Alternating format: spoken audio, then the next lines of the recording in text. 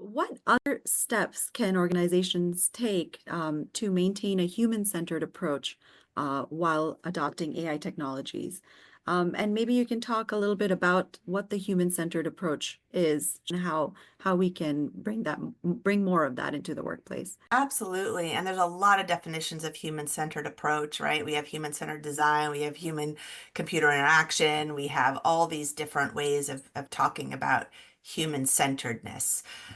In the context that we use it at the human group, it's really around intentionality. Because if we are not intentional in these days where we have incredibly dispersed workforces, right, across geographies and time zones, and if we are not intentional about leading with the organizational values, as hopefully employees are aligned with those organizational values, but we need to be intentional about aligning with those values-based actions, right? And enabling us to stay connected as a workplace takes intention. So to take that intentional time is really important.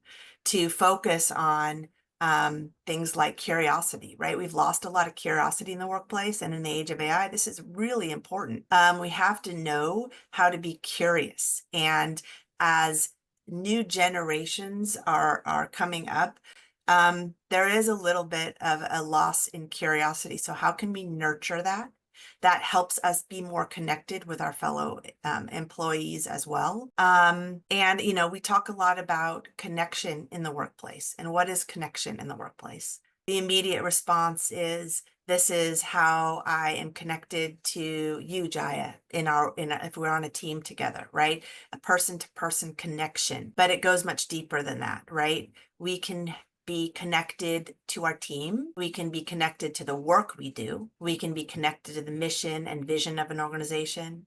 And we can also be connected to the environment in which we work, right? If we are connected through all of those anchors, chances are very high we're going to love our job and we're going to stay at our job. If we are connected by only one of those, for example, I love the work I do, yet all of those other pieces aren't strong, there are still weak links there on whether or not you may thrive in that place and that organization. And so it's a combination of individual and organizational alignment to figure out how do we increase all of those connecting anchors to ensure, again, it really does come down to a lot of employee health and well-being and retention and engagement and productivity and growth.